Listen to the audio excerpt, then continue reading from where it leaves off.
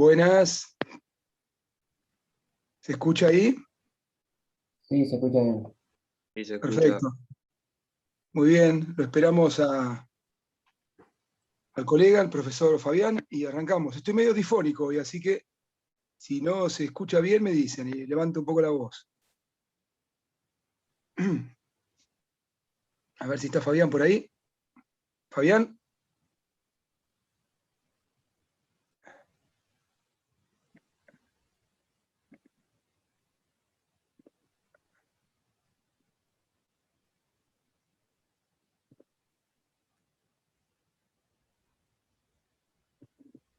Bueno, esperamos un ratito más y arrancamos, ¿eh? Vamos a ver hoy, vamos a seguir con el tema de Roma, la organización del Estado romano, los grupos sociales, y después vamos a ver la recepción del derecho romano en Occidente.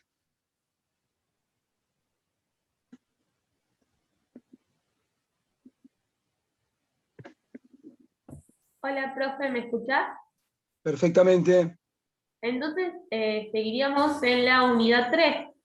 Seguimos en la unidad 3.33 y .34. Listo, gracias, profe. Y después, cuando terminamos, seguimos, yo por lo menos voy a seguir con la unidad 4, la unidad 4.41, y el doctor Macitello va a seguir con 4.2, 4.3 y 4.4. Tenemos una unidad y media hoy, así que tenemos que meterle pata porque es muy larga la clase de hoy. Tenemos 90 minutos para dar toda una unidad entera y parte de la que quedó el otro día, que es la tercera. Profe, ¿te puedo pedir que cuando pasemos de unidad, cambiemos de tema, lo aclares? Porque yo Sí. voy, por unidad voy cambiando de hoja.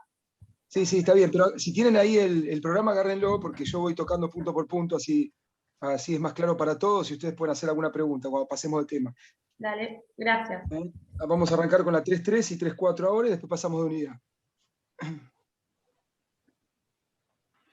Fabián, ¿estás por ahí?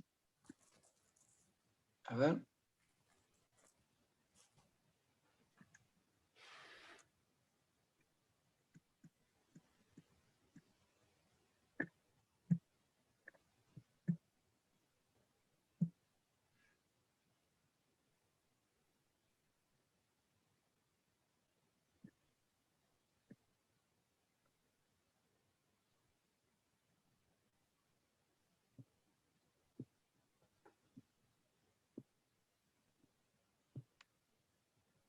Bueno, vamos a arrancar. Que se vayan sumando. Ahí van sumándose gente, Guillermo. Ahí está, Fabián, ¿entraste? Sí, ¿Estás ahí? ya estoy con vos. Estoy ahí. No se te escucha nada. ¿Me escuchás ahí? ¿No? No. Muy bajito. Para que me voy a poner más de este lado, a ver. Fíjate si no tenés el micrófono tapado. No, el micrófono está... No sé si los alumnos me escuchan. ¿Lo escuchan ustedes? Yo escucho bien. ¿Se le escucha? Hola, buen día. Se escucha bajo, pero bien. Se escucha bajo. Escucha bajito, muy bajito. Ahí me ven menos todavía. Me voy a poner de este lado, a ver. Hace una cosa, salí y volví a entrar de vuelta, por ahí es eso. Yo voy arrancando, Fabián. Arranca, porque si no, no te... Bueno, vamos entonces con el punto 3.3, la organización del Estado y los grupos sociales en Roma. Ustedes habrán visto que la sociedad romana se dividía en dos grupos, los libres y los esclavos. Dentro de los libres podíamos encontrar a los ciudadanos y los no ciudadanos. Los esclavos, que solían ser prisioneros de guerra o hijos de esclavos, que carecían de todos los derechos y se les consideraba una posesión más de los dueños. Sus dueños podían concederles la libertad, con lo cual pasaban a denominarse libertos, era otra categoría, que eran hombres libres, pero sin la condición de ciudadanos y por lo tanto sin derechos.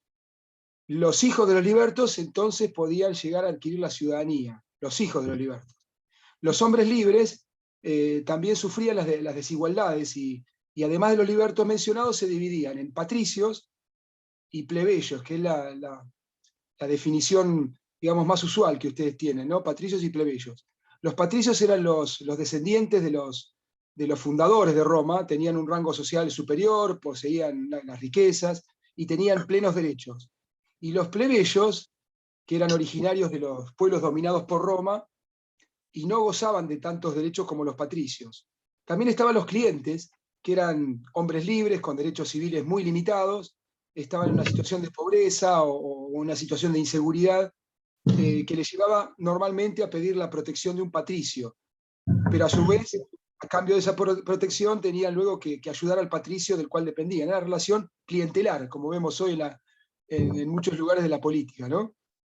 Entonces vemos que en Roma fue constante la división de los grupos sociales en clases. El primer criterio de división de clases fue atendiendo al linaje o la procedencia, ¿no? Habíamos dicho recién que los patricios procedían de las familias fundadoras y demás. Después el criterio fue sustituido por la posesión de la tierra. Los que más tenían tierra, los que disponían tierra y los que no disponían tierra. Y por último, el último criterio de distinción social, de clase social, fue la posesión de dinero, que fue la que terminó dividiendo a los ciudadanos, ¿no? Entre los que tenían dinero o no tenían dinero. Respecto de la organización política, esta segunda parte del punto 3.3, yo creo que ustedes lo vieron ya en la clase pasada. En sus comienzos Roma fue una monarquía, cuya organización política, en la cabeza de la organización política estaba el rey, cuyo cargo era electivo, tenía amplísimos poderes políticos, militares, religiosos. Estaba el Senado, también llamado Consejo de Ancianos, que estaba integrado por jefes de familia, fundadoras de la ciudad, que asesoraban al rey, asumían el gobierno en periodos de transición entre la muerte del rey y la elección del sucesor. Dijimos que los reyes se los elegían. Y los comicios o asamblea del pueblo, que tenían funciones legislativas y judiciales. Esto era en la época de la monarquía. En la época republicana, con la expulsión del último rey, se instauró en Roma un régimen republicano, que como todos saben fue una etapa muy larga, de gran expansión militar, de conflictos sociales entre patricios y plebeyos, y de una profunda reorganización política. Ahí nacen lo que se llaman las magistraturas. El nuevo sistema apuntaba justamente a través de las magistraturas que nadie pudiese acaparar demasiado el poder, ni por tiempo ilimitado, como era antes. La organización política se basaba en los magistrados romanos, entonces, que eran representantes del poder del Estado con verdadera autoridad. Los magistrados superiores eran jefes del ejército, administradores de justicia, velaban por el mantenimiento de las buenas costumbres. Los magistrados inferiores eran responsables de la vida municipal y se encargaban de la hacienda pública, ¿no? Del dinero, de recaudarlo, de distribuirlo, ¿no? Había dos tipos de magistraturas, las ordinarias y las no ordinarias o extraordinarias. Las ordinarias eran las que regían en tiempos de normalidad y se accedía a ellas a través de un cursus honorum. Un cursus honorum era la censura, era que la censura elaboraba el censo, velaba por las buenas costumbres, el consulado, que eran dos, que poseían el poder absoluto, presidían el Senado, eran jefes del ejército, la pretura, que administraba justicia, la edilidad, que se ocupaba de los asuntos de la ciudad, de la limpieza de la ciudad, del abastecimiento, la cuestura, que era también otra que recaudaba impuestos y vigilaba la hacienda pública.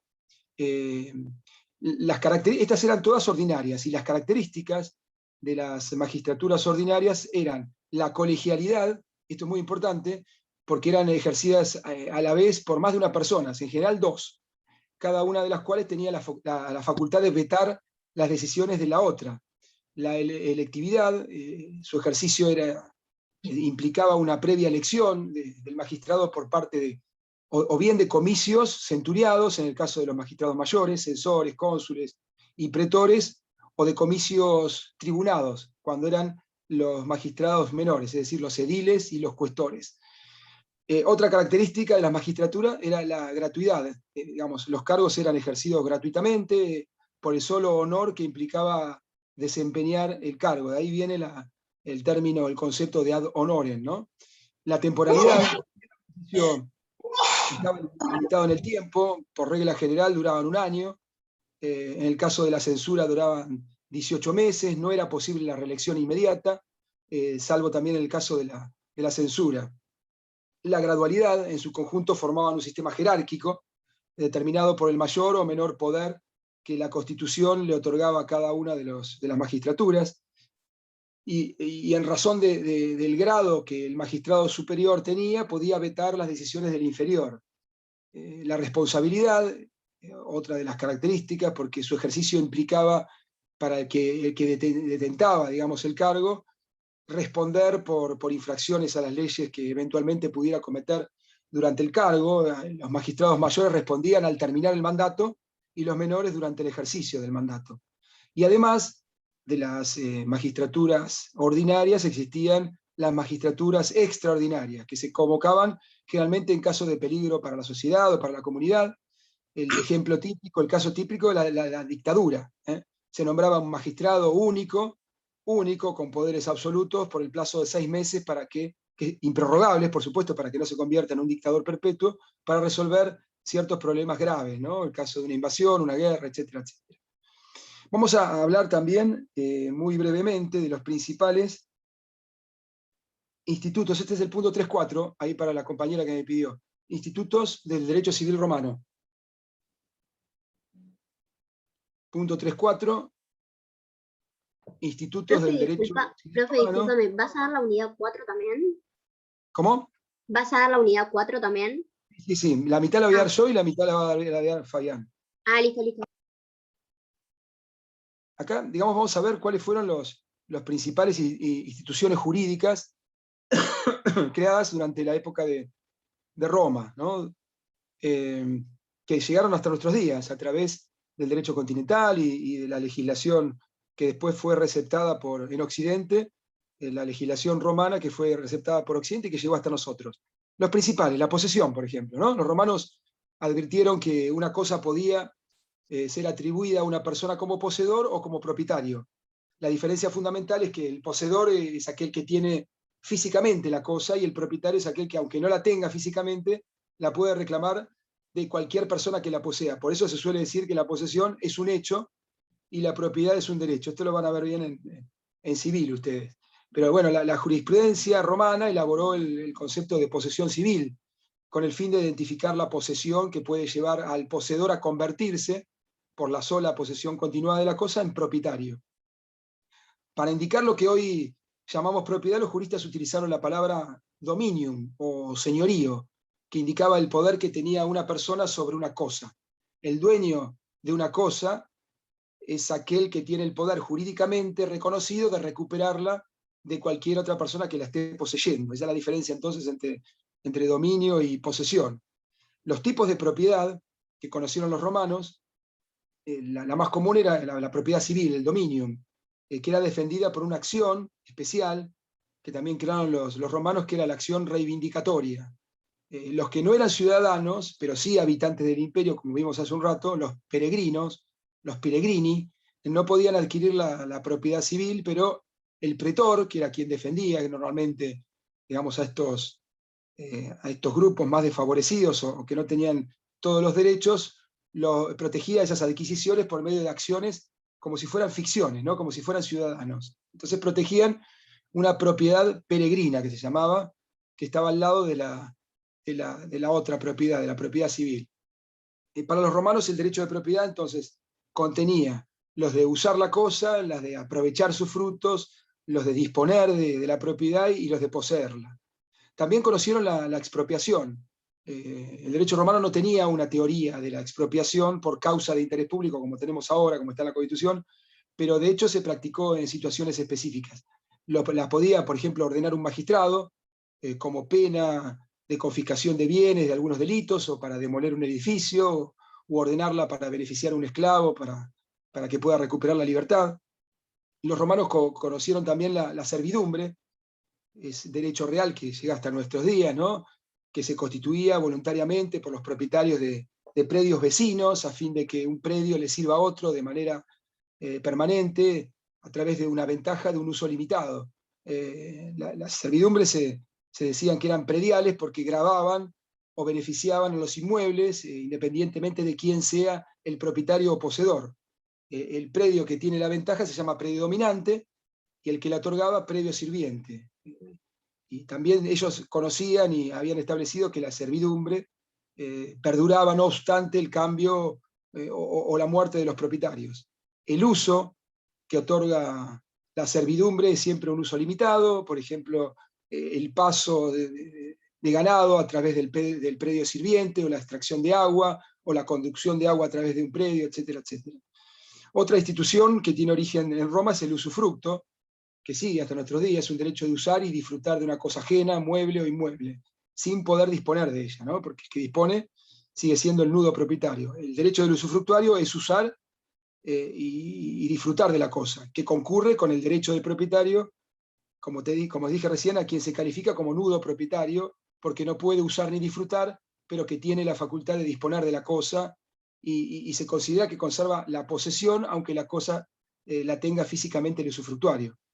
El usufructo normalmente es vitalicio, así lo conocían los romanos, por lo que se extingue ante la muerte del usufructuario, pero el pretor admitió que pudiera constituirse por un plazo determinado.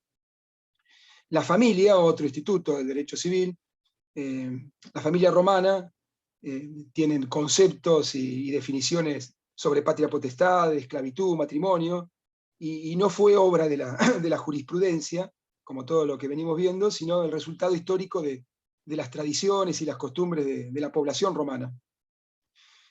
Por eso, para el jurista romano, la familia era un dato social que tenía que tomar en cuenta sí o sí, porque repercutía directamente en la vida jurídica. Ya, como dijimos, que el derecho romano no consideraba a los individuos en forma aislada como sujetos de derecho, sino que los consideraba en su situación jurídica o estatus que cada uno tenía dentro de la familia y de la cual dependía su capacidad jurídica.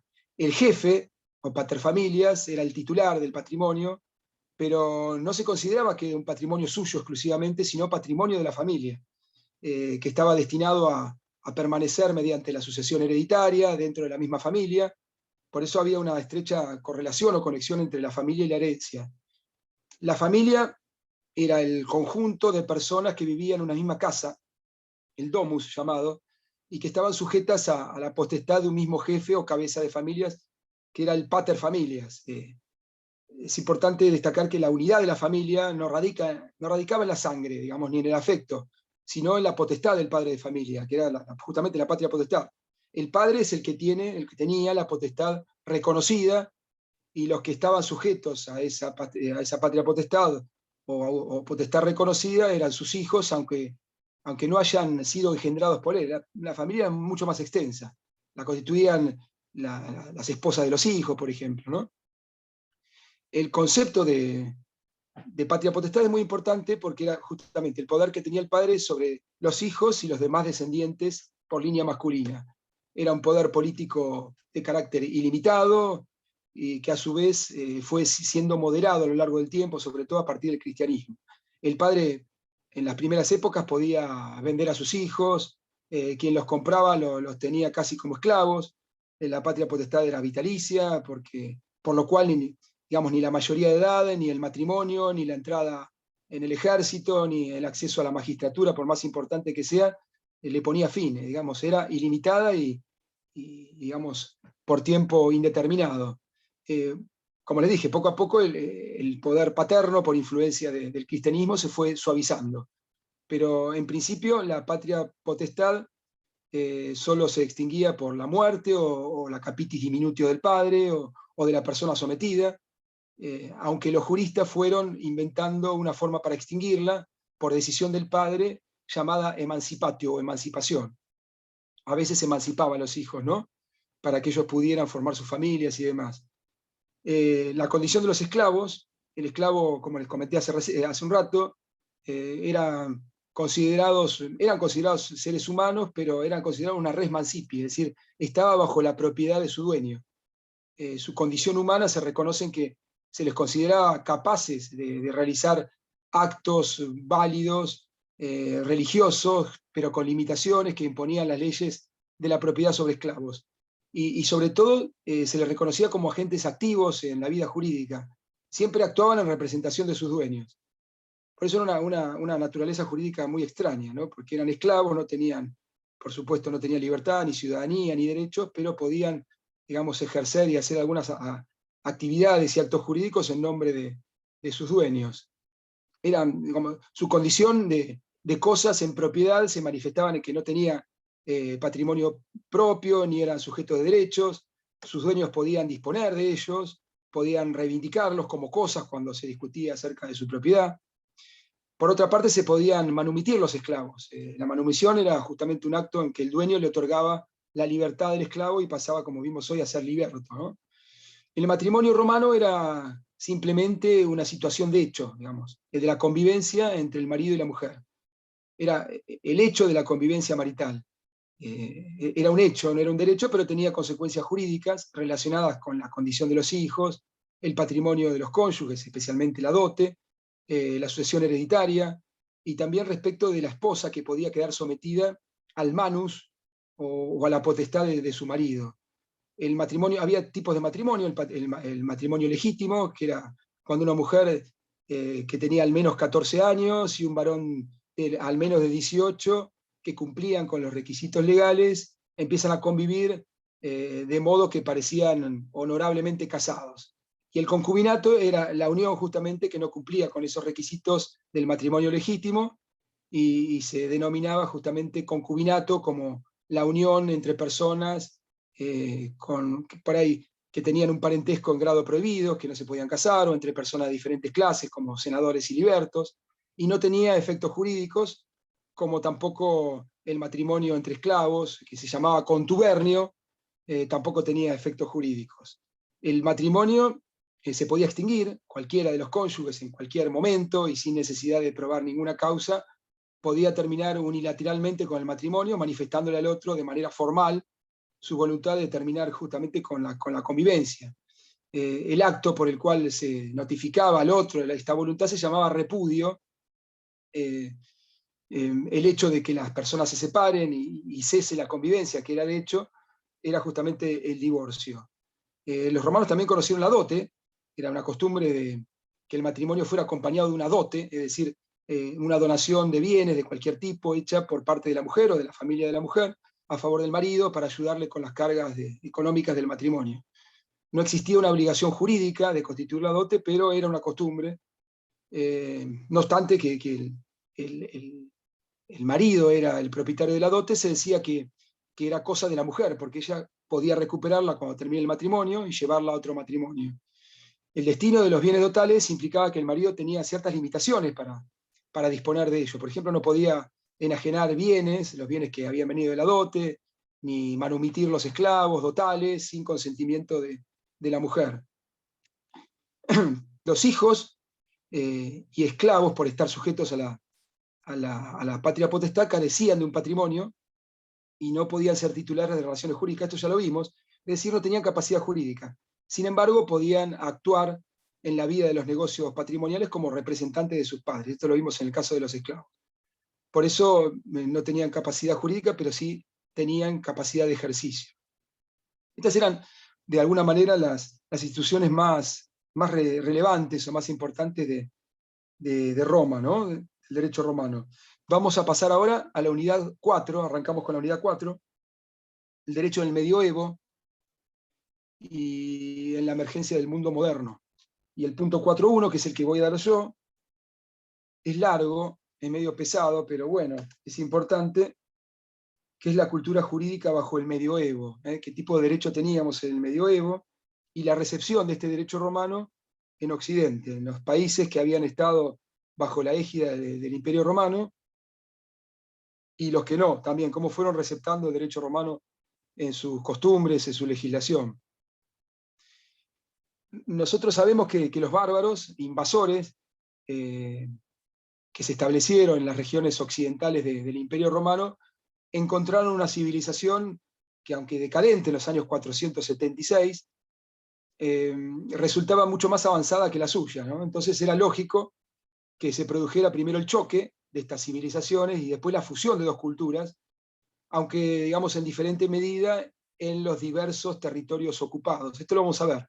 En la Germania, en lo que es la Alemania, lo que fue luego Alemania, y territorios adyacentes, y en la Britania, que habían sido romanizadas, que es lo que es justamente la Gran Bretaña, los bárbaros no aceptaron gran parte de la cultura romana y, por supuesto, menos su derecho. Sin embargo, en la Hispania, es decir, España, Italia y las Galias, es decir, Francia, que eran provincias más romanizadas, los invasores convivieron con la población romana y con la romanizada, logrando que conquistadores y conquistados siguieran rigiéndose por sus antiguos sistemas jurídicos, el sistema jurídico romano, hasta que paulatinamente los bárbaros fueron aceptando las bondades del derecho de los romanos y se terminaron adaptando, digamos, a este derecho romano. En el inicio los bárbaros, que eran pueblos de origen germánico, se rigieron por su derecho, que era rudimentario, de tipo consuetudinario, pero fueron elaborando a lo largo del tiempo codificaciones para los pueblos vencidos, los que habían sido romanos, justamente basadas en el derecho romano, el derecho romano posclásico, que es formaron un derecho sencillo, bien vulgar, basado en fragmentos y obras de los romanos clásicos, y que quedaron contenidas en lo que ha pasado en la historia con el nombre de códigos romano-bárbaros o romano-germánicos. Dentro de estas codificaciones, a través de las cuales sobrevivió el derecho romano en Occidente, las más importantes fueron el Código de Eurico, el año 475, Código de Eurico, año 475, que era una mezcla de soluciones germánicas y romanas, redactadas en latín, y que trataba de cuestiones de derecho privado. La Lex Romana Visigotorum, Lex Romana Visigotorum, del año 506, conocida como breviario de Alarico II, que era un rey justamente visigodo, del año 506, para ser aplicada a los romanos. La Lex Romana Burgundiorum, también llamada Liber Papiensis, del año 516, y el Edicto de Teodorico. El breviario de Alarico II, el que vimos en segundo término, fue promulgado en la ciudad de Tolosa en el año 506 por el rey Alarico II, para que lo usen los súbditos galo-romanos del reino visigodo. Es la más importante de las codificaciones romano-germánicas, de estas 4 que vimos, y lo conocemos a través de 70 manuscritos que fueron organizados y reconstruidos por los historiadores del derecho. El breviario de Alarico tuvo mucha difusión en Occidente, aunque en España fue perdiendo su fuerza después del siglo VII, al ser derogado por un rey, Chindasvinto, en el año 653. En el sur de Francia se constituyó este breviario en la fuente principal de conocimiento y vigencia del derecho romano hasta el siglo XII, época en que comienza justamente en Europa la influencia del derecho romano justiniano. Después lo vamos a ver, justamente que que digamos, empieza a ser conocido en Europa a través de la obra de Justiniano, en el siglo XII y el siglo XIII. La Lex Romana Burgundiorum, o Liber Papiensis, como le comenté recién, promulgada en el 516, fue mandada a hacer por el rey Gondobado de los burgundios. Burgundios eran unas de estas tribus germánicas también, para que rigiera sobre los súbditos romanos. El Edicto de Teodorico fue promulgado en Italia por el rey de los ostrogodos, Teodorico el Grande, a principios del siglo VI, contiene fragmentos de códigos prejustinianos, de las sentencias de Paulo, de obras de jurisconsultos romanos, etcétera, etcétera. A diferencia de las legislaciones visigoda y burgundia, rigió tanto para los romanos como para los ostrogodos, siguiendo el principio de territorialidad del derecho, digamos, en contraposición con el principio de la personalidad del derecho que se usó en las 2 codificaciones anteriores, es decir, que la ley esta seguía al territorio, se aplicaba en un determinado territorio, no sobre las personas. Durante esta etapa de eclipse del derecho romano en el mundo occidental, las codificaciones romanas, romano-bárbaras, lo que tuvieron fue el mérito justamente de hacer sobrevivir el derecho romano creado por los clásicos y los posclásicos, ¿no? A través de esta influencia que fueron ejerciendo en todo el occidente. El derecho germánico en la Edad Media. La Europa que hoy conocemos es el resultado de una mezcla primitiva de las culturas de los pueblos germánicos. Hablamos ya de los pueblos germánicos, los visigodos, los ostrogodos, los burgundios, los longobardos, los sajones, los francos. La fusión de esta cultura germánica con la ya establecida y desarrollada cultura latino-mediterránea, justamente creada por Roma, antes de la caída del Imperio Romano de Occidente.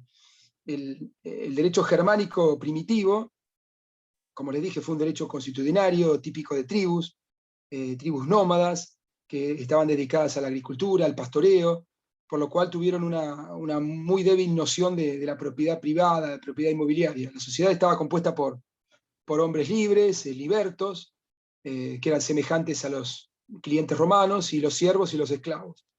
La organización política germánica podía calificarse de una especie de democracia directa, que se expresaba a través de los concilia civitatis, o asambleas ciudadanas, formadas por hombres libres con capacidad para tomar las armas, ir a la guerra. Se trataba entonces de una monarquía nobiliaria, militar, electiva, integrada por un rey y un dirigente político, a su vez asistido por una aula regia, una asamblea, comitatus. La familia era patriarcal, el matrimonio de carácter monogámico se perfeccionaba justamente mediante el acuerdo de voluntades entre un hombre y la mujer, o entre el hombre y el tutor o representante de la mujer. No existía la dote, como en Roma, sino que era el marido el que pagaba a la familia de la esposa. En materia de sucesiones, los germanos no conocieron la primogenitura, es decir, esta institución romana. Perdón, profesor, yo no lo escucho. Profe, no se le escucha. Parece que tapó el micrófono. Guillermo, el micrófono, Guillermo. Ahí está. Ahí está. ¿Estamos? ¿Ahí se escucha? Sí, ahí sí. Ahí sí. Decía que en materia de sucesiones, los germanos no conocieron la primogenitura, lo que eran justamente los bienes que se cedían al hijo mayor a la muerte del padre. Que se estableció en Roma, por supuesto, la primogenitura, y después en varios países de Europa, hasta hace muy poco. Sin embargo, una de las pocas aportaciones del derecho germano al derecho europeo occidental fue la institución de la mejora, que consistía justamente en reservar un tercio de la herencia del padre para mejorar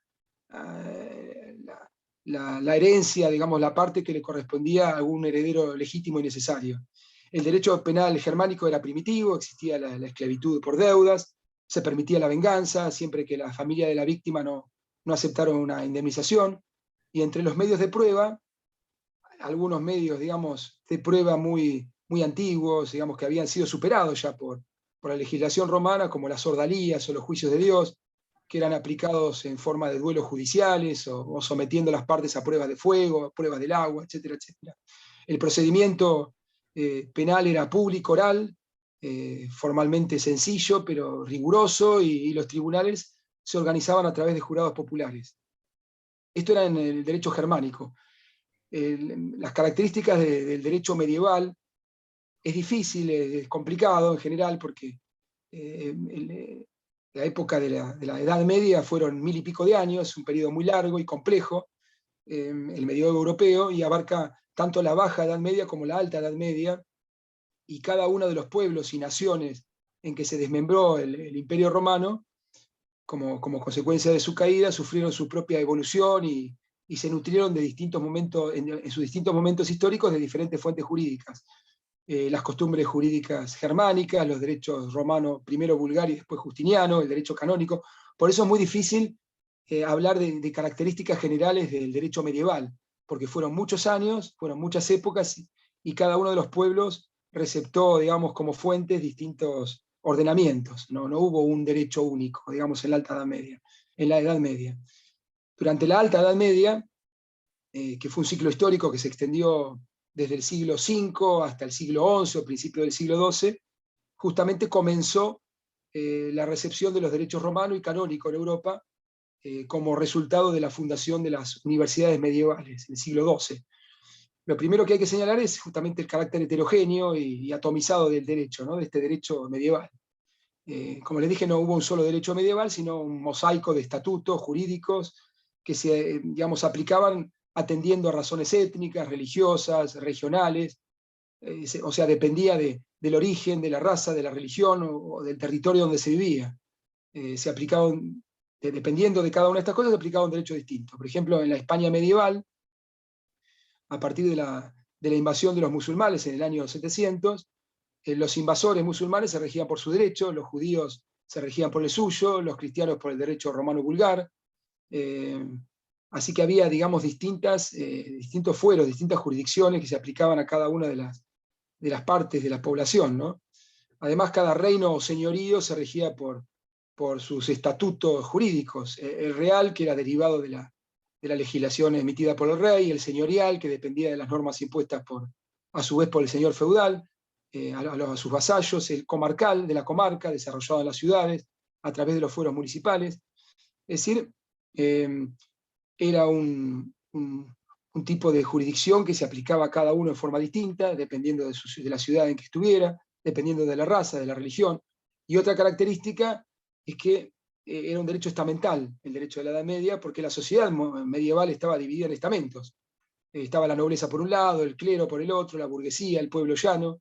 Los hombres eran, jurídicamente hablando, distintos, digamos, eran diferentes, y no era igual el derecho que se aplicaba a los nobles que el que se aplicaba a los que vivían en las villas o en las aldeas. Esto lo convertía en un derecho tipo clasista, ¿no? El derecho de la Edad Media, que se basaba en privilegios y, por supuesto, donde no existía el principio de la igualdad. El derecho medieval fue en gran medida un derecho consuetudinario, basado en prácticas jurídicas de cada uno de los pueblos. Como les dije, razón por la cual, al ser un derecho consuetudinario, representó una regresión a las costumbres previas a la romanización en el continente, digamos. Vimos recién el tema de las ordalías o del juicio de Dios y demás. La obra escrita o codificada que se contaba, como en el caso de las leyes romano-bárbaras, lo que contenían era un derecho romano vulgarizado. El derecho, digamos, era un derecho que volvía, como les dije recién, digamos, a una organización anterior, ¿no? El derecho es personalista, vamos a resumirlo, un derecho que volvía, digamos, más atrás en el tiempo, como si no hubiese pasado el derecho romano. El derecho es eminentemente personalista, tenía muchos criterios que se tenían en cuenta para determinar a los destinatarios de la norma jurídica, criterios étnicos, raciales, de nacimiento, de estatus, de residencia. En resumen, era un derecho el derecho del medioevo, que se caracteriza por ser un derecho heterogéneo, disperso, personalista, atomizado. Esto fue durante la época medieval, ¿no? Al final de la época alto medieval, como dijimos, del siglo V al siglo XII, se produjo la recepción del derecho romano, ¿no? El derecho romano conocido en Occidente, que había sido recogido en los códigos del final del siglo IV y del siglo V, las grandes compilaciones de Justiniano en Constantinopla, no se habían difundido aún en países que no habían sido sometidos al imperio, pero poco a poco se fue difundiendo al resto de Europa, en Bolonia y en otras escuelas de derecho en Italia a fines del siglo XI y principios del siglo XII. Justamente se empezó a estudiar el Corpus Iuris Civilis de Justiniano, esta gran compilación que fue la más importante de todo el derecho romano, y en Bolonia empezaban a acudir maestros y discípulos de toda Europa, que justamente después fueron difundiendo estas enseñanzas jurídicas en sus países de origen. Irnerio era un hombre que inició la escuela de los glosadores, ¿no? En el año 1100 más o menos, que comentaban las leyes y las doctrinas romanas, escribiendo entre líneas, por eso la palabra glosa, o al margen, justamente una glosa donde trataba de resumir y explicar estas leyes, ¿no? Digamos, estas enseñanzas justamente jurídicas. El resultado de esta elaboración científica fueron las sumae, que varios juristas de las universidades escribieron del siglo XII y que constituyeron verdaderos tratados de derecho.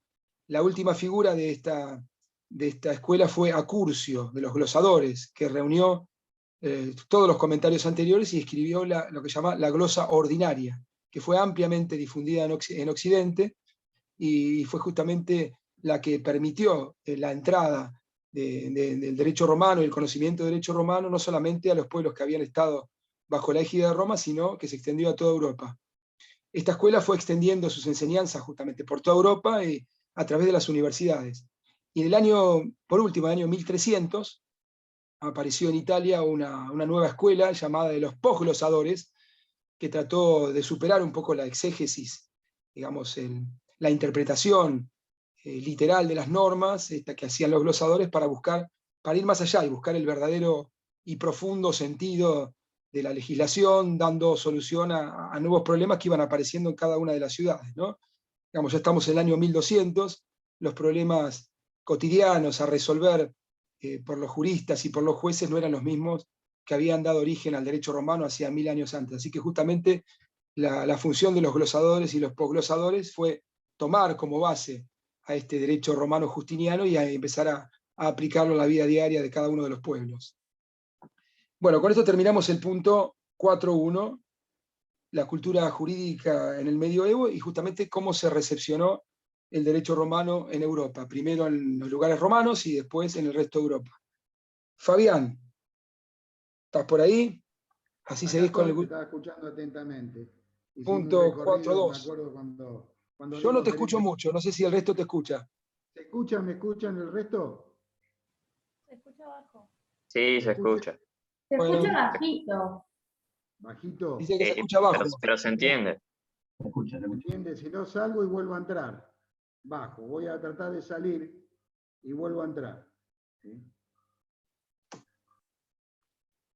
Bueno, ya que estamos, aprovecho yo 3-4 minutos hasta que vuelva Fabián. ¿Alguna pregunta? Yo tengo una duda. Dale. En Roma, buen día. ¿Se Buen escucha? día. Sí, En Roma, ¿los ciudadanos entonces eran los patricios y los plebeyos también? No. sí, los plebeyos al principio no fueran ciudadanos, pero luego, digamos, Bien. en virtud de una lucha que duró, digamos, demasiado tiempo, que dio origen a la ley de las 12 tablas y otra legislación posterior, fueron asumiendo cada vez más derechos hasta terminar siendo igual que los ciudadanos comunes. Digamos Entonces, en un principio los ciudadanos solamente eran los patricios. claro, porque eran Bien. digamos, los descendientes de las tribus originales, los que crearon, digamos, la monarquía, pero poco a poco los plebeyos, que eran justamente los pueblos originales dominados por Roma, no tenían todos estos derechos como los patricios, pero poco a poco, a través de una lucha sistemática, lo fueron consolidando y terminaron, por supuesto, con todos los derechos del ciudadano romano. Sí, sí. ¿Quién es el glosador inicial, el primero? Acurcio. ¿Te dije Acurcio? Curcio, perfecto, gracias. Profe, ¿te puedo pedir un favor? En realidad era una Irnerio primero, y después Acurcio. Había un montón de glosadores, pero estos eran los más importantes, eran los que hicieron una obra que trascendió el tiempo, ¿no? Está Como bien. le dije. Irnerio. Irnerio. Gracias. Es que ese, digamos, el que inauguró esta escuela de los glosadores, que era justamente poner una glosa, un comentario al lado de los textos romanos y tratar de, digamos, de adaptarlo a las necesidades y a la sociedad de su tiempo, ¿no? Así fue aplicando, digamos, de alguna forma el derecho adaptado a los nuevos tiempos. Profe, ¿Está Fabián? ¿No? Acá estoy. Bueno. ¿Me escuchan? ¿alguno de los dos profes pueden transcribir en el chat los códigos? Porque los nombres eran muy raros para poder escribirlos bien. Sí, Sí. ahora comienzo yo a dar la clase y el profesor Castelo los va. Dale, yo no sé cómo se hace esto, pero... Perdón, tengo una Apretar consulta. abajo donde dice chat, ahí entras. Ahí entras y escribís, Guillermo.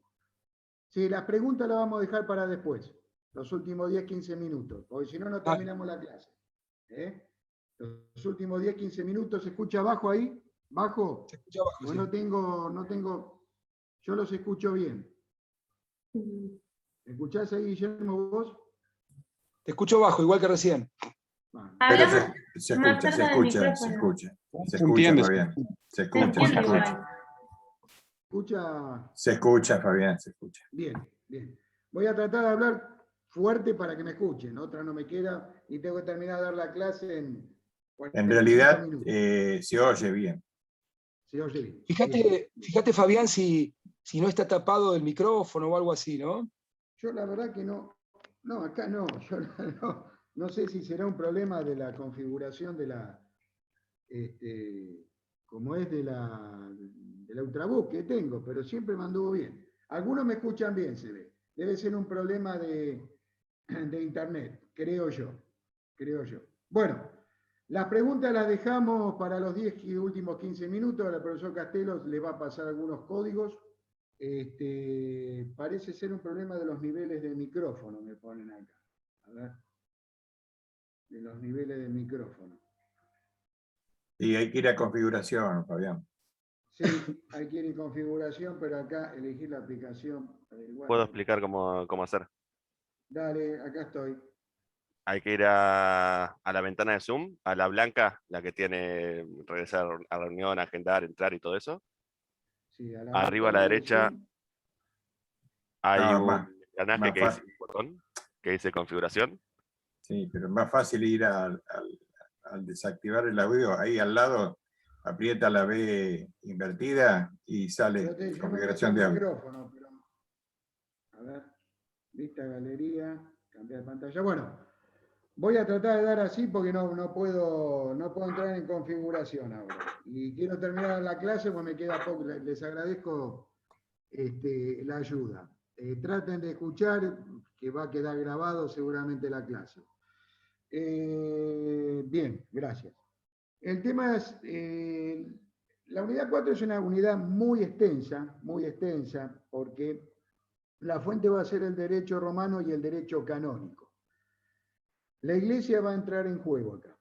La Iglesia que va a ser aceptada oficialmente en el siglo V por Constantino, un emperador, imperio romano, va a tener su injerencia en la vida política, jurídica y social prácticamente de todas las etapas de la Edad Media. Digo esto porque el hombre iba a estar subordinado a Dios. Es decir, ¿qué significaba esto? Que todos los hombres eran hijos de Dios y la única salvación que iban a tener todos sus súbditos iba a ser liberándose de los pecados. ¿Y quién iban a ser los intérpretes de la voluntad de Dios? Iba a ser el papado. El papado va a entrar en juego en un poder temporal con la monarquía y con los emperadores. Esto para entender un poquito ese sistema jurídico y político. Por otro lado, en la Edad Media y antes de llegar a la Edad Moderna, había una institución que era importante, que era el contrato de vasallaje. Este es un contrato bilateral que daba derechos y obligaciones de ambas partes. Por un lado estaba el vasallo del rey o del señor feudal, y por otro lado estaba el rey o el señor feudal. Entonces, el vasallo le iba a prestar servicios al señor feudal de trabajo. Y por otro lado, el señor feudal al rey, de acuerdo a esa jerarquía, le iba a brindar protección. El vasallo prácticamente era algo que era incorporado a la tierra, se vendía junto con la tierra. No tenía derechos en ese contrato de vasallaje. ¿Se va entendiendo? Contrato de vasallaje, contrato sinalagmático perfecto, eso lo van a ver en obligaciones, del cual surgían derechos y obligaciones de ambas partes. Por su parte, por supuesto, el lugar más privilegiado estaba del lado del señor feudal. Esto por un lado. Por el otro, la cosmovisión del hombre en esa Edad Media iba a ser un teocentrismo. La cultura, el pensamiento, las relaciones humanas iban a estar sujetas a la voluntad de Dios para salvarse de los pecados. Vuelvo a repetir, esa voluntad de Dios iba a ser interpretada por un poder ascendente que era el papado. Y había una contradicción, había una lucha de intereses entre el papado, los emperadores, los reyes y los señores feudales. Esa lucha iba a estar representada por los intereses, no solamente sobre la tierra, que se luchaba por eso, sino también por un poder temporal. ¿Por qué digo esto? Porque los señores feudales y los reyes nombraban sus propios curas y obispos al margen del papado. En estas querellas que había de las investiduras, era otra lucha más, otro conflicto de intereses. ¿Se va entendiendo? En ese reino, en ese feudo, la palabra feudal, tierras amplias, que dominaban los reyes y los señores feudales, nombraban sus propios obispos y sus propios curas.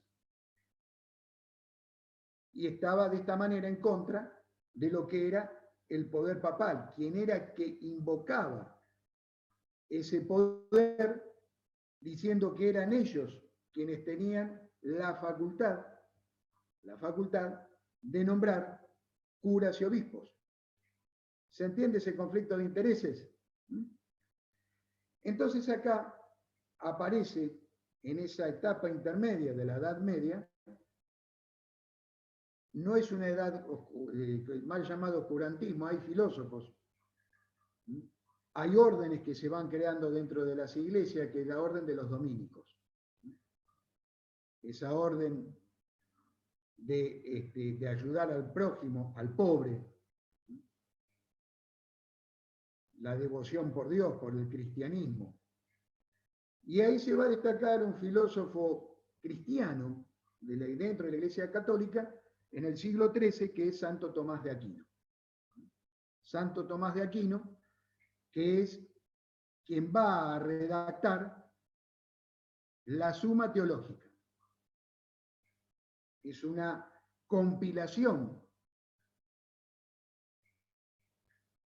Es una compilación, una enciclopedia que va a redactar, es una obra inconclusa, entre el año 1265 y 1274, no importa las fechas, pero es para que ustedes tengan una idea, siglo XIII. Este filósofo eclesiástico, Santo Tomás de Aquino, ¿y qué iba a enseñar? Bueno, las enseñanzas, valga la redundancia, las vivencias de Cristo, recopiladas ya por los padres de la Iglesia, como San Agustín, San Gregorio. La vida de Cristo. La vida de Cristo llevada a la Edad Media. Esto va a tener su fuente en un pensador antiguo de la poligriega, que es Aristóteles. Aristóteles iba a influir en el pensamiento de Santo Tomás de Aquino. Un poco resistido Aristóteles por el resto de la Iglesia. Entonces, surge una nueva orden dentro de la Iglesia, que son los dominicos. Van a interpretar y compilar toda la vida de Cristo, y va a estar influenciado por un hombre que no era cristiano, por supuesto, estamos hablando antes de Cristo, que fue por Aristóteles. ¿Y qué es el pensamiento que va a tomar de Aristóteles? Bueno, va a tomar, en resumidas cuentas, porque si no, no van a entender nada, el pensamiento del bien común, por ejemplo. El pensamiento de la ley.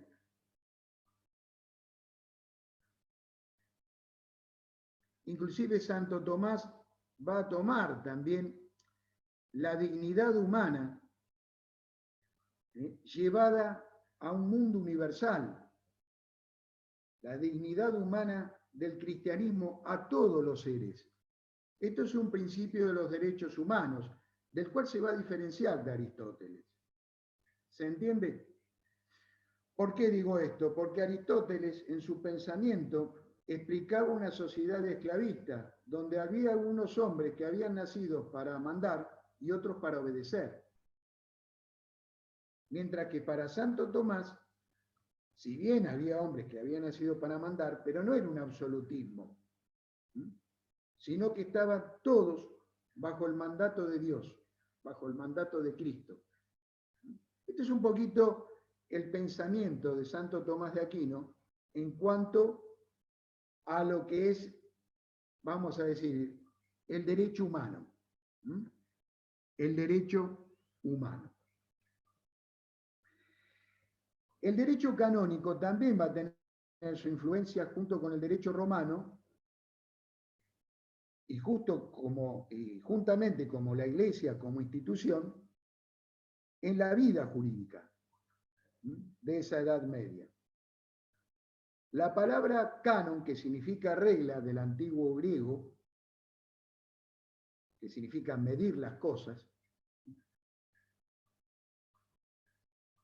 mientras que para el latín la palabra canon era reglamentar, y había que reglamentar. La Iglesia se encontraba desordenada en esa etapa intermedia de la Edad Media. Entonces, iba a crear y a reglamentar lo que se llamó el derecho canónico. ¿En cuanto a qué? Bueno, lo que yo recién les estaba mencionando, el nombramiento de curas, de obispos, cómo tenían que ordenarse, esa vida que la Iglesia iba a tener una influencia en el hombre común, desde los vasallos, las distintas jerarquías de los señores feudales, el rey, el emperador y el papado. Se va entendiendo esa pirámide jerárquica. Entonces la Iglesia quería gobernar todo eso. Entonces creó este derecho canónico. La comunión, la devoción por Dios en cuanto a su salvación.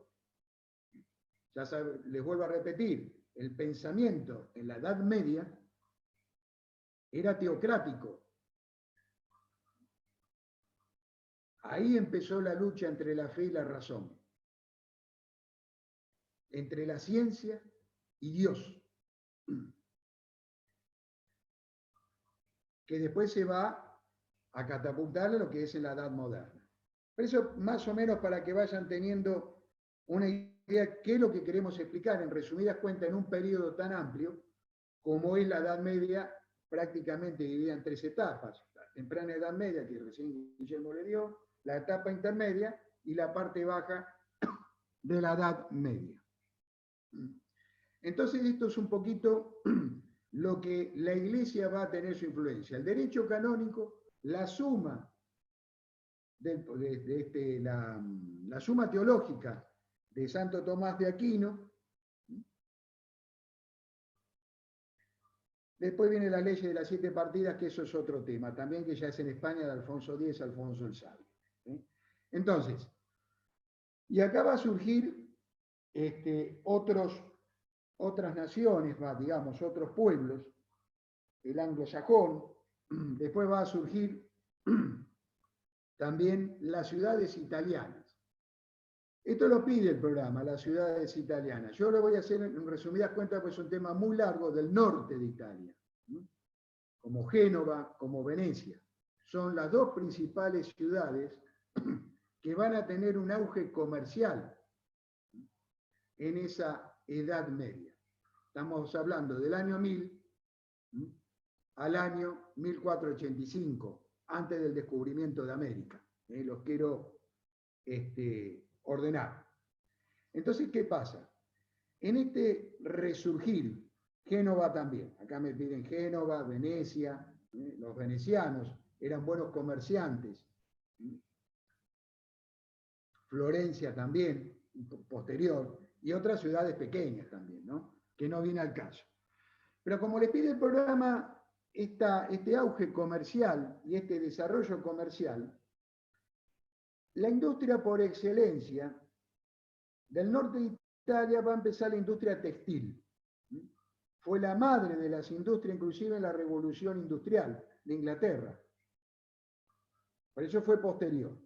Y en este norte de Italia, no solamente iban a surgir estas ciudades, sino que el comercio no solamente se iba a dar por tierra hacia el Extremo Oriente, hacia China, la India, sino también por el mar Mediterráneo, hacia lo que es Medio Oriente, hacia lo que es Egipto, hacia lo que es Palestina, hacia lo que hoy es Israel, hacia lo que hoy es el Líbano. Les digo esto para que nos ordenemos geográficamente. Esas rutas comerciales las iban a tener los genoveses y los venecianos, iban a tener un desarrollo muy importante en todos esos siglos. No hay un dato acertado del Producto Bruto Interno, no vamos a hablar eso, ¿no? O el Producto Per cápita de cada ciudadano del norte de Italia. Pero sí van a tener un desarrollo comercial importante. Tal es así que en esas ciudades italianas se creó, y algo que lo tienen que responder, que fue la letra de cambio. Para agilizar el comercio y darle seguridad, los genoveses y los venecianos creaban la letra de cambio. ¿Y saben por qué? Que después fue reemplazado por el pagaré. Pero ¿saben por qué? Porque era dar una seguridad, porque era muy difícil transportar el oro y la plata, u otras especies, por los asaltos y robos de aquella época, por la inseguridad de los caminos. Entonces, quien tenía ese depósito, libraba una letra, daba fe y garantizaba que el pago era respaldado por un depósito que tenía. Esto se dio muy a menudo entre los venecianos, los genoveses y Roma, el papado de Roma. ¿Por qué? Porque Venecia y Génova estaban encargados de recaudar los impuestos que después transportaban el dinero hacia el papado, hacia Roma, por supuesto a través de una comisión. También lo hicieron hasta en Inglaterra esto. Entonces era muy difícil el transporte en aquella época. Entonces se empezaron a crear esa letra de cambio. Al principio eran endosables, después se fueron endosando. ¿Se entiende lo que estoy hablando, no? Se va transmitiendo a través de una firma. No voy a explicar un instituto que ya no se utiliza más, que hoy estamos en otro nivel, ¿no? Hasta con el dinero virtual, con el Bitcoin. Pero bueno, en aquella época esta letra de cambio iba a agilizar el comercio, por eso las ciudades comerciales del norte de Italia. Los italianos fueron, junto con el derecho romano, ¿no? Por supuesto, estoy hablando, muy ágiles en el comercio, que después lo utilizaron los ingleses, pero fueron primero los italianos quienes desarrollaron el comercio en esa etapa intermedia de la Edad Media. Año 1000 hasta antes del descubrimiento de América, 1485. Esto para ir ordenándolos. Con esto agilizaron el comercio, vuelvo a repetir, con el Extremo Oriente, donde traían especies y productos exóticos de aquel momento, especies para las comidas estoy hablando, telas, que ellos utilizaban para confeccionar la vestimenta, sobre todo de la aristocracia de aquella época, de la monarquía, que hacían los venecianos y los genoveses. Aún hoy existen estas industrias, estas pymes, se podría decir, en el norte de Italia. Esa tradición que tenían los genoveses y venecianos y de comercializar. A su vez, los productos exóticos que traían de Extremo Oriente, ellos jugaban de intermediarios y los vendían en las ferias. Las ferias iban a ser, tanto en el sur de Francia como en el norte de Italia, a fines del siglo IX y en toda esa etapa que yo les mencioné, lugares importantes para comercializar. Por eso el auge de las ciudades de Italia, por las ferias. Al principio se le otorgaba a estas ferias un día al año, llegaron hasta 70 días al año para poder comercializar esos productos. Por eso vuelvo a repetir el auge de las ciudades de Roma, de las ciudades, perdón, del norte de Italia. Por otro lado, hay que tener en cuenta que había en la Edad Media, la característica que tenía, que era un circuito económico cerrado. No había variables, cerrado. Se consumía lo que se producía. El comercio comenzó a tener un auge después, en esa etapa intermedia de la Edad Media. Un auge posterior.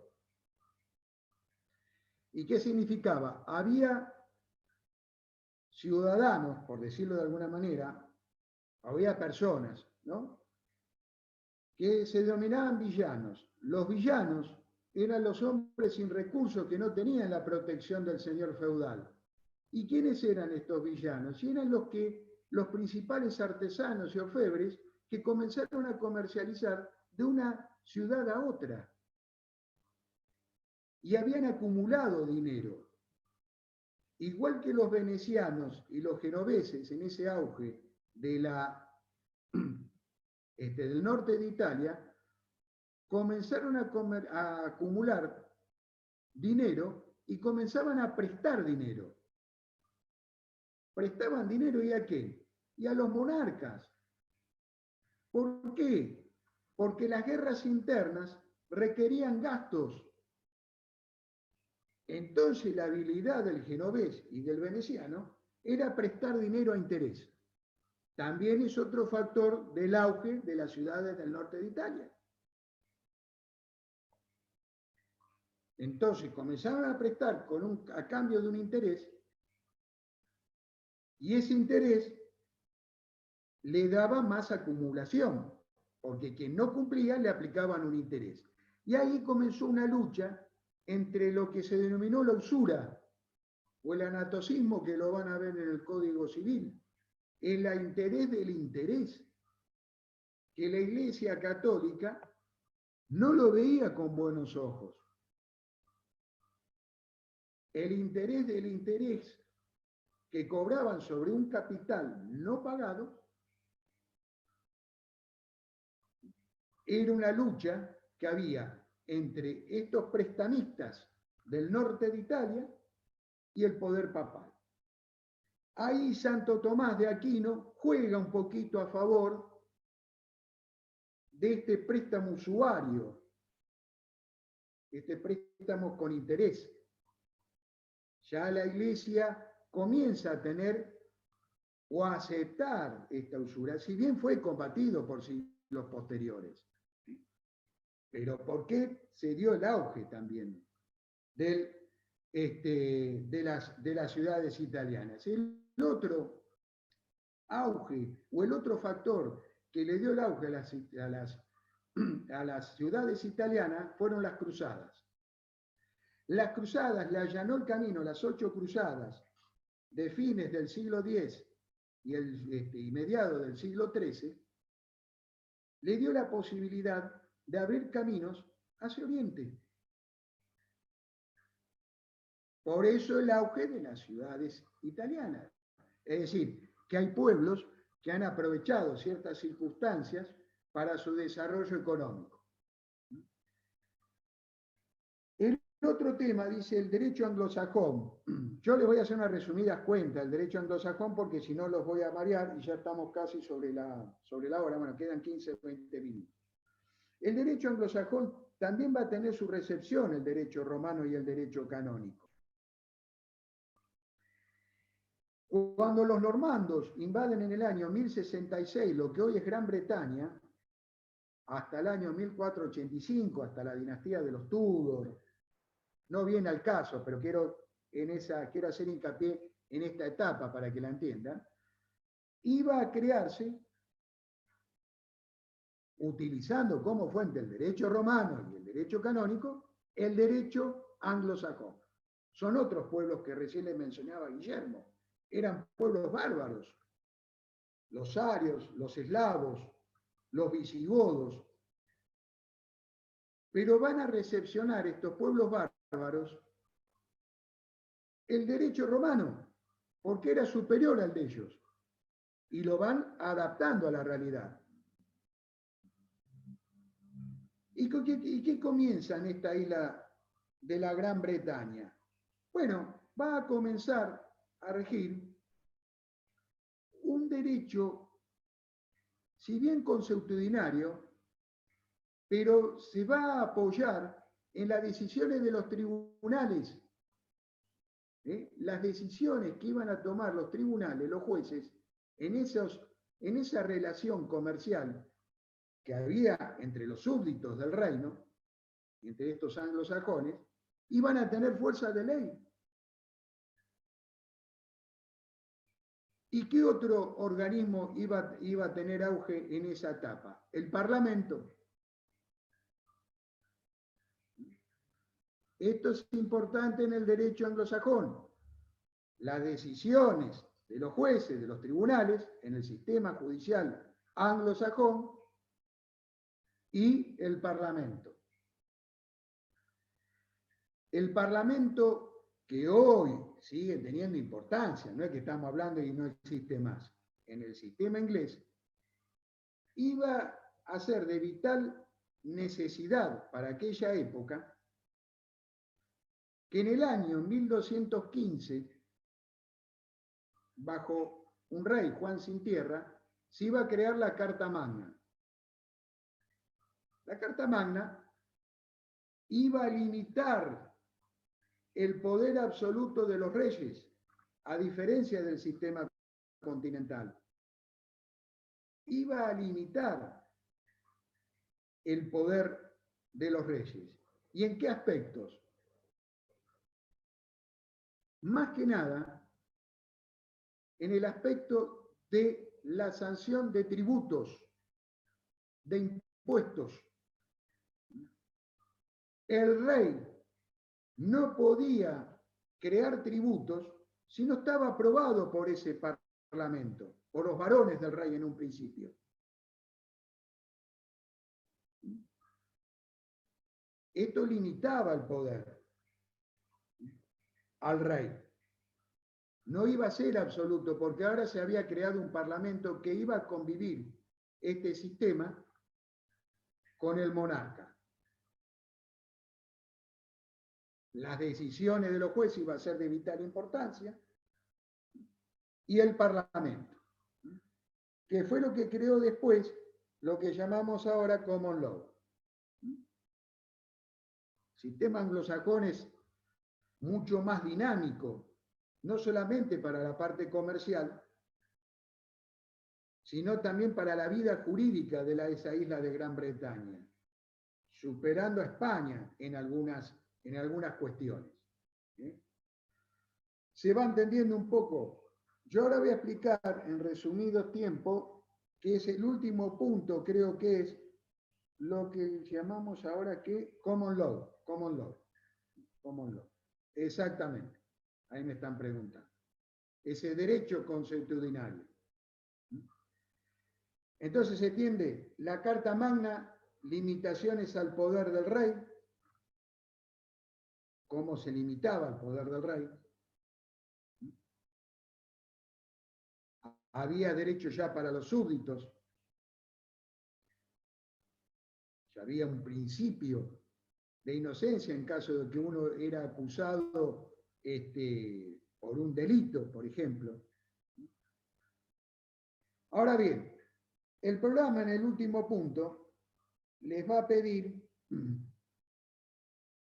la formación de los estados nacionales o los estados modernos. Este es un tema importante porque se pide mucho, tanto las carreras de historia como la Facultad de Derecho, en lo que es historia del derecho. ¿Por qué?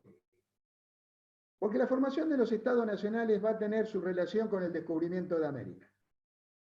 El descubrimiento de América iba a dar un vuelco total no solamente al pensamiento del hombre de la Edad Media, sino que ya entramos en una edad moderna. Porque, por ejemplo, la Tierra ya no se iba a suponer que era plana, sino que era redonda. Estos descubrimientos geográficos, la navegación iba a ser muy importante.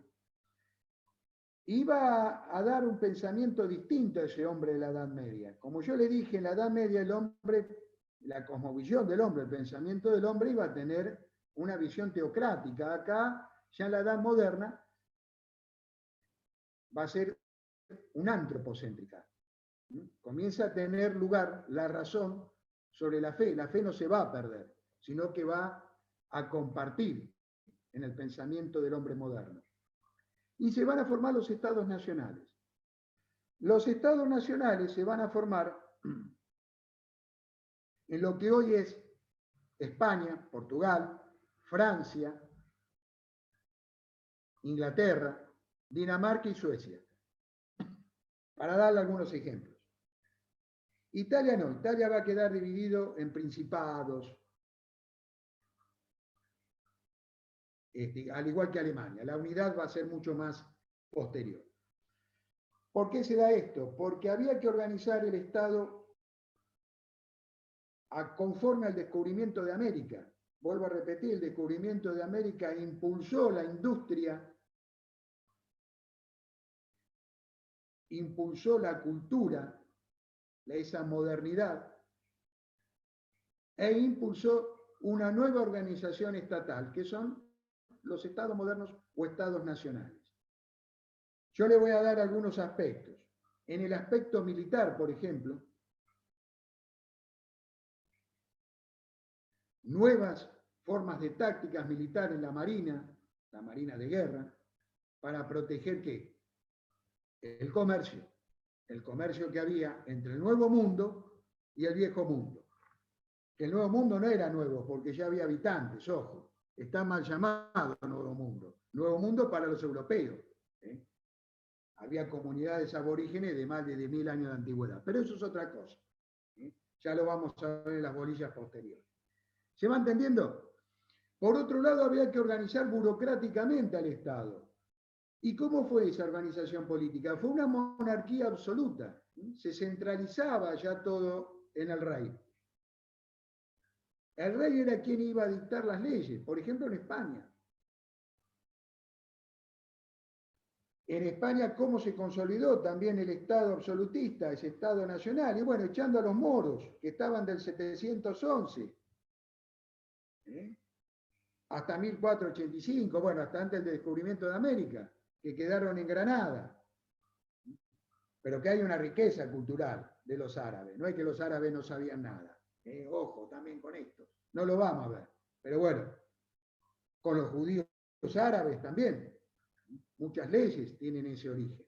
Entonces, ahí se iba consolidando el Estado Nacional. En España, vuelvo a repetir, el reino de Castilla, Aragón, se iban a unificar de Cataluña, lo que hoy tenemos el problema en Cataluña, lo que tienen los españoles, la autonomía catalana, que es el sector más desarrollado de la península ibérica, de aquel momento inclusive también, se iban a unir para echar a los moros y consolidar un Estado nacional, una monarquía absoluta en la forma de gobernar, en ese poder, una forma burocrática administrativa distinta, consolidada en ese poder. El rey era quien iba a dictar las leyes, sobre todo sus súbditos.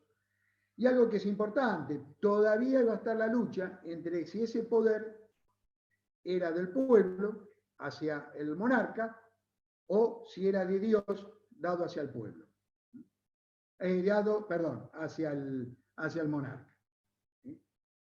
Nuevas rutas de navegación iban a consolidar también, vuelvo a repetir, en los estados nacionales, la conformación de los estados nacionales. Esto quiero que lo recalquen bien. Los estados nacionales iban a consolidar una monarquía absoluta. Nuevas leyes que se va a dar en las leyes de India, cuando se descubre América, el continente americano, que lo vamos a ver en las próximas clases. Nuevos organismos, tanto a nivel monárquico, ya digo, en España y en América, descubierta el 12 de octubre de 1492.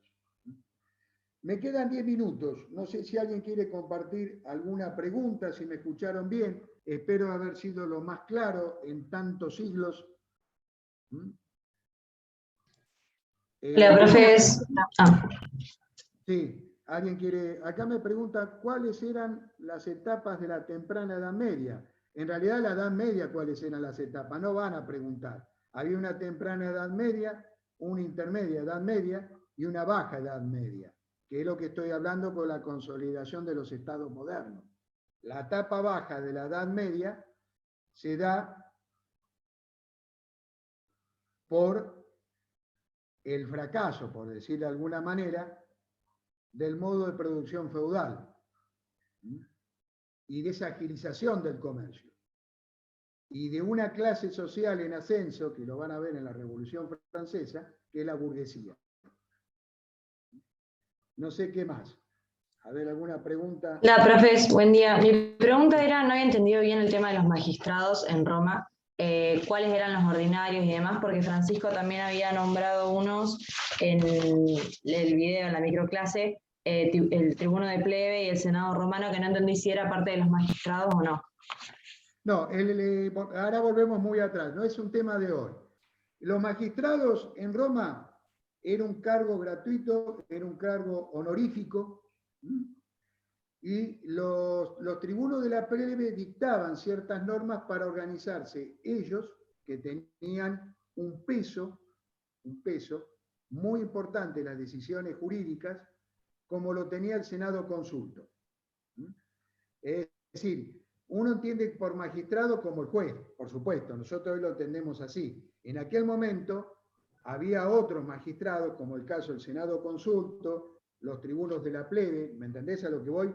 Eran otros que tomaban decisiones para dirimir conflictos, los pretores, los cuestores, no era que había un juez sentado como lo vemos hoy, o un tribunal sentado, o una Corte Suprema. Bien, Todos tenían una participación en una decisión jurídica. Dale, Guillermo. Sí, no, yo estuve dando esto hace un ratito. Dale vos. Que había dos tipos de magistraturas, las ordinarias y las extraordinarias o no ordinarias. Las ordinarias eran las que regían en tiempos de normalidad y seguían lo que se llamaba el cursus honorum, ¿no? Que era la censura, es decir, los que elaboraban el censo, velaban por las buenas costumbres, el consulado. Todas estas son ordinarias. El consulado, que eran 2 cónsules que poseían el poder absoluto, presidían el Senado, eran los jefes del ejército. La pretura, que era la que administraba justicia. La edilidad de los ediles, que se ocupaban en asuntos de la ciudad, como hoy. La cuestura, que era la que recaudaba impuestos, vigilaba la hacienda pública. Estos eran los ordinarios. El extraordinario normalmente era para momentos, digamos, de alguna complicación, alguna cuestión de un peligro grave para la ciudad o para la comunidad. La más común de estas era la dictadura. El dictador, que se nombraba por 6 meses, a un magistrado único, no 2, con poderes absolutos, 6 meses improrrogables. Todo esto ya lo dije. Respecto de lo que no dije, justamente, es el tribuno de la plebe, porque el tribuno de la plebe nació como una magistratura extraordinaria, exclusiva de la plebe. Con el tiempo terminó asimilándose a una magistratura republicana, pero cuando nació no formaba parte de este cursus honorum, era extraordinaria justamente, porque era la que defendía los derechos de los plebeyos en definitiva. Pero bueno, las ordinarias eran todas estas que yo le dije recién, ¿no? Justamente. De vuelta, los cónsules, la censura, la pretura, los ediles, la cuestura, etcétera, etcétera. Y lo extraordinario, normalmente el dictador, que era un cargo muy excepcional por 6 meses, no prorrogable, cuando la comunidad está en peligro. ¿Sí? Buenísimo, gracias, profesor. No. Bien. ¿Otra pregunta? Sí, profe, yo tengo una pregunta de lo que habló Fabián. Decime, a ver. Micaela Sosa. Cuando habló de la organización política y de la monarquía absoluta, que el rey dictaba las leyes y eso, ¿qué era lo de la lucha del poder? Si el poder, o sea, pertenecía a Dios o a la monarquía, ¿cómo era? Sí, en realidad, no te compliques, siempre se entendía que tanto el papado, el poder es del emperador, el papado y los monarcas, el poder le era dado de Dios. Siempre hubo un absolutismo. Pero cuando se centraliza más el poder en la Edad Moderna, se ve más ese absolutismo monárquico, porque no solamente el poder temporal de Dios, sino también, más que nada, el poder burocrático administrativo. Todo iba a centralizarse en la monarquía, Ahora, eso después lo ven por ahí en derecho político, esa soberanía va a radicar en el pueblo, ya el ciudadano, la edad moderna y el ascenso de esa burguesía iban a hacer que la soberanía radicara en el pueblo y no en el soberano, ¿comprendés? No en el rey. Eso es lo que quiero decir. Pero es todo un proceso. No es que un día se levantaron todos y dijeron, no, hoy nos hemos equivocado en la historia. Es todo un proceso. La historia es dialéctica, dinámica, va y viene. Eso hay que tenerlo en cuenta. Claro, con un poder burgués, el burgués era ese hombre sin recursos y la protección del señor feudal que hizo que sea hábil el comercio. Ese prestamista, lo que yo les estaba explicando, se dio en esa etapa baja de la Edad Media hasta el descubrimiento de América. Con el descubrimiento de América se fortaleció más esa burguesía, ese gran comercio que tuvieron los ingleses, los Países Bajos, el norte de Italia, y van a dar lugar a pensamientos distintos. Ya va a haber un antropocentrismo, el hombre no va a ser, no es que dejaron de creer en Dios, sino que van a pensar en la razón, por los descubrimientos científicos, geográficos, comerciales.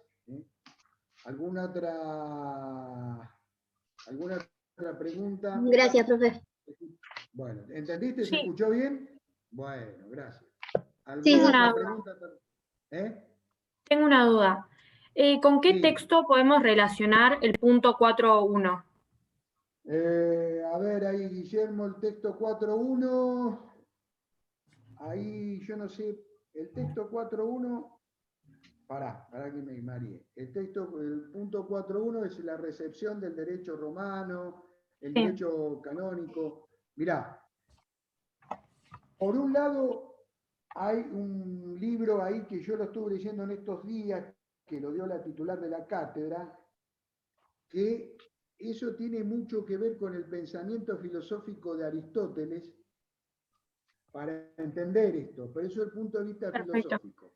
Y su recepción, con Marsilio de Padua, con Santo Tomás de Aquino, y su recepción en el mundo medieval, para empezar a entender el derecho canónico. Después nosotros tenemos las guías de estudio. La guía número 4 habla un poquito de esto también. Guillermo, dale vos, dale. No, la guía 4, que justamente fue desarrollada por Francisco y por Fabián, ¿no? Toma bastante de lo que yo expresé hoy.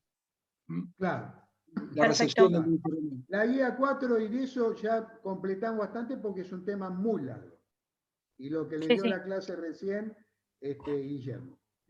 Listo, muchas gracias. No, por favor, gracias a ustedes. Chicos, por ahí, ¿alguna duda? Sé que es Si muy hay amplio.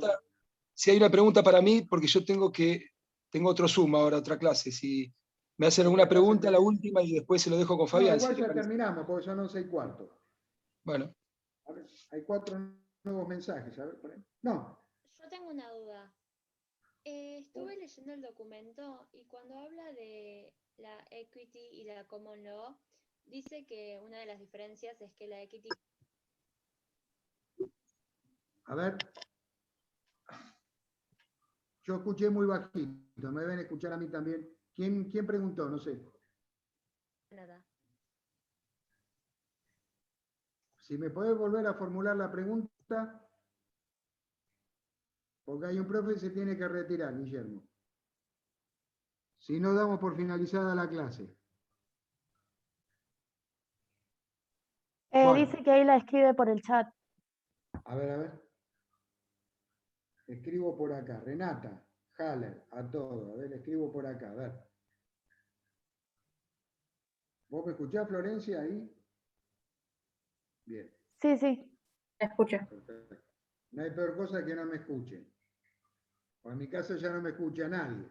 Entonces dije, bueno, por lo menos les hablo a ustedes. Es lo único que tengo.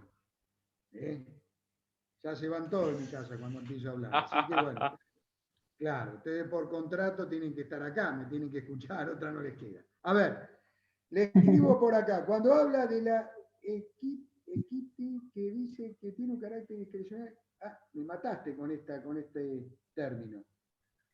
Quality, creo que habla Con la del equidad. derecho anglosajón.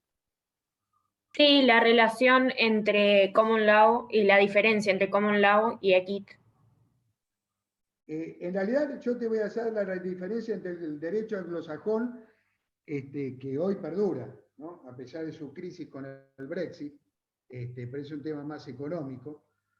Los ingleses, que son inteligentes, ¿no? Bueno, obviamente su flemática, su filosofía, su dinamismo, lo van a aplicar al sistema judicial. Yo les dije que el sistema judicial se iba a basar en lo que nosotros llamamos jurisprudencia de casos, que esa jurisprudencia de casos iban a ser tomadas como ley, las decisiones judiciales iban a ser tomadas como ley, sobre todo en el ámbito de lo comercial. De lo comercial. Por eso este sistema más dinámico iba a dar mucho más ventajas que el sistema continental, llámese el francés o llámese el español. Creo que eso es lo básico. Y el Common Law está basado en eso. El Common Law va a adoctrinar bajo este pensamiento de este sistema judicial, no solamente a Gran Bretaña, sino a Canadá, por ejemplo, Nueva Zelanda, Australia, es decir, van a estar dentro del Commonwealth o el Common Law, pero su origen va a estar en la isla, en el Reino de Gran Bretaña. Va a estar basado en antecedentes jurisprudenciales, judiciales y parlamentarios. El Parlamento iba a tener su peso durante toda la Edad Media, durante toda esa etapa intermedia, la Edad Media, iba a tener su auge hasta la actualidad, el Parlamento inglés. ¿Iba a qué? A limitar los poderes del rey. No sé, Guillermo, si vos querés agregar algo. No, yo agrego una cosita a lo que vos decís. Dale. Ya me tengo que ir, pero justamente el equity, que era la pregunta de la chica, nació paralelo al common law, digamos, a través de lo que llamaban tribunales de equidad, justamente porque había quejas por la deficiencia del sistema judicial. Nacieron estos tribunales de la equidad que tenían otra competencia, sobre todo comercial, societaria, que no tenían un jurado, que el procedimiento era escrito, más flexible, y se fueron reconociendo derechos justamente, que no estaban vinculados por el precedente, como el common law, digamos, vino a suplir el equity al common law en algunas deficiencias que tenía, ¿no? Nada más que eso, digamos, la diferencia entre el equity y el common law. Y además, Perdón. Después en el año 1873 terminó fusionándose, digamos. Claro, el Parlamento inglés fusionó los dos, el common law y el equity. Claro. No, y otra cosa, me diste algo hincapié que no dije. El jurado le iba a dar una ventaja al sistema judicial inglés frente al sistema continental, porque le daba más una participación al ciudadano en esa equidad. Una consulta. Sí, dime. Los EQUIT solo operan cuando no es posible acudir a los tribunales reales, ¿o no? A los tribunales, sí, en realidad el sistema judicial era mucho más Bien. ágil. El sistema anglosajón es un sistema de mayor agilidad. Ahí lo dijo bien Guillermo. Después se va a fusionar en el 1870, en el siglo XIX. Pero básicamente comenzó por el jurado. Se iba a dar mayor importancia al sistema judicial en el anglosajón. Chicos, ¿qué hora es? 11:20. Hay muchos que se han ido, han tirado la toalla en estos 15 rounds. Por eso yo siempre evoco a Oscar Natalio Bonavena, ese gran boxeador, que tanto recuerdo que decía que cuando me subo al ring hasta el banquito me sacan. Esas grandes peleas. Así que acá hay que sentarse a estudiar y la gran pelea es sentarse a estudiar los libros.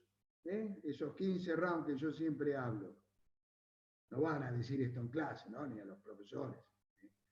Así que bueno, chicos, si no hay más preguntas, muchas gracias a todos. Hemos tratado en resumidas cuentas Profe, perdón. Dale. Última pregunta. ¿Puede Dale. ser, en la otra clase habían dicho que iban a subir un video explicando los textos de la unidad 1 de Espal y Escasuta, ¿puede ser? Algo así. Ahí me mataste. Eso viene de la monarquía. Eso viene de allá arriba. Yo soy un súbdito del rey. Ok. No te sé decir. Por casualidad, ¿podrían subir si pueden, algún material complementario o una clase explicando el texto que se relaciona con el punto 4.1?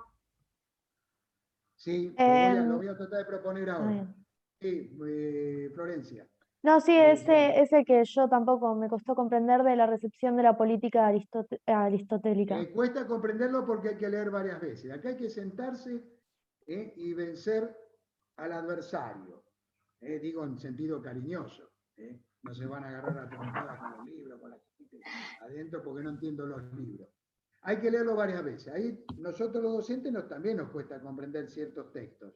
Pero ahí van a entender bien los puntos clave, la diferencia entre esa recepción de Aristóteles al derecho canónico, encabezado por esa orden de los dominicos, Santo Tomás de Aquino.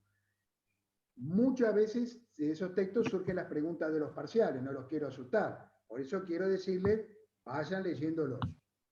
No me acuerdo el nombre de esta obra. Si alguien lo tiene por ahí, pero bueno, denle importancia a esos textos, sobre todo en esa etapa.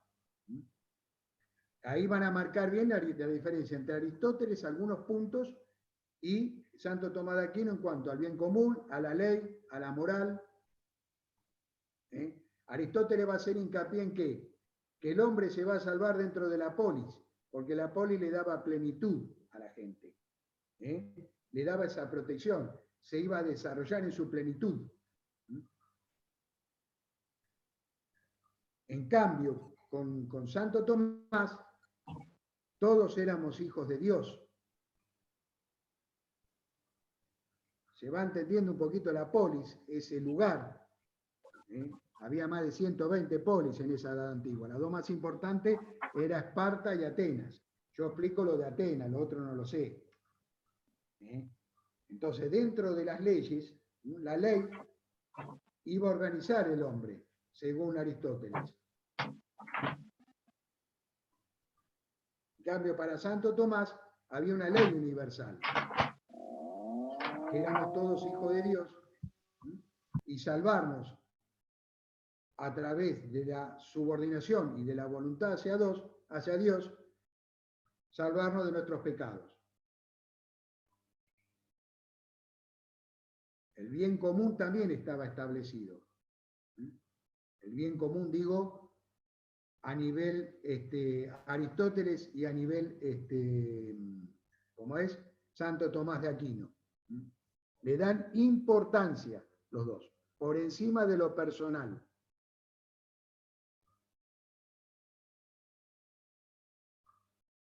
Ahí coincide Aristóteles con Santo Tomás. Había que buscar un bien común. También había dicho yo sobre los derechos humanos. Algo que no concibió Aristóteles, los derechos humanos.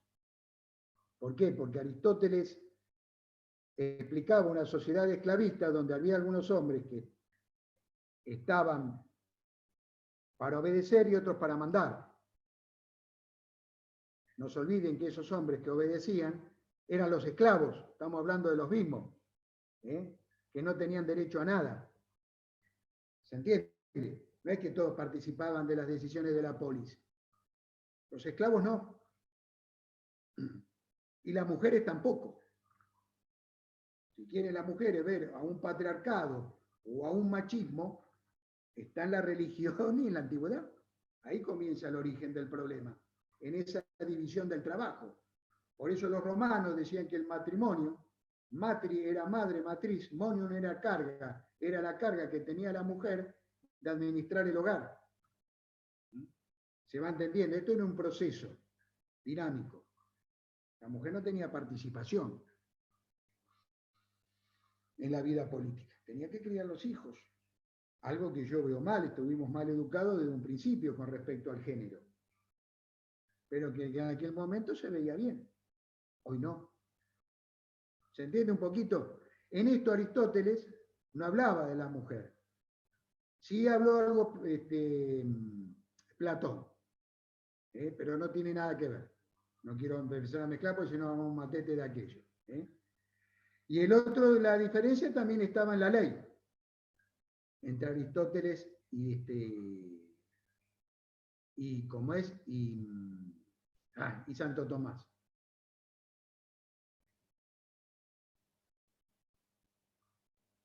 La ley la diferenciaban del derecho.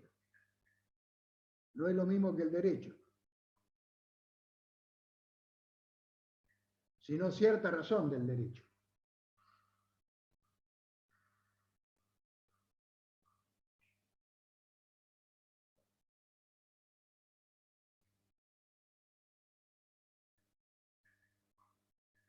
Para Santo Tomás había una ley divina. Y en la Edad Moderna comienza a separarse lo que es la justicia del derecho. No solamente la ley del derecho, sino la justicia y el derecho.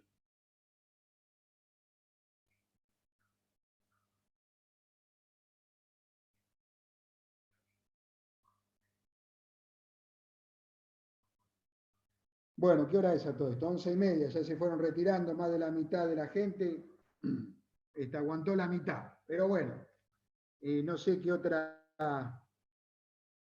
pregunta, chicos, tengo que entregar la clase. Llegamos, ¿qué hora es? 11:30, bueno, pasamos 15 minutos. Cualquier cosa se puede meter en otra comisión, preguntarle a Francisco también, acerca de lo que me preguntaron a mí, a ver si hay algo que él pueda agregar, que yo no me acuerde, o que lo explique mejor. Todos somos humildes, así que no hay ningún problema en cualquier cátedra. Creo que este miércoles no hay clase, me parece, las plenarias, creo que no. Así que yo los espero el lunes que viene a las 9:45 junto con el profesor Guillermo Castello. ¿Puede ser? Sí, muchas gracias. Gracias, por favor.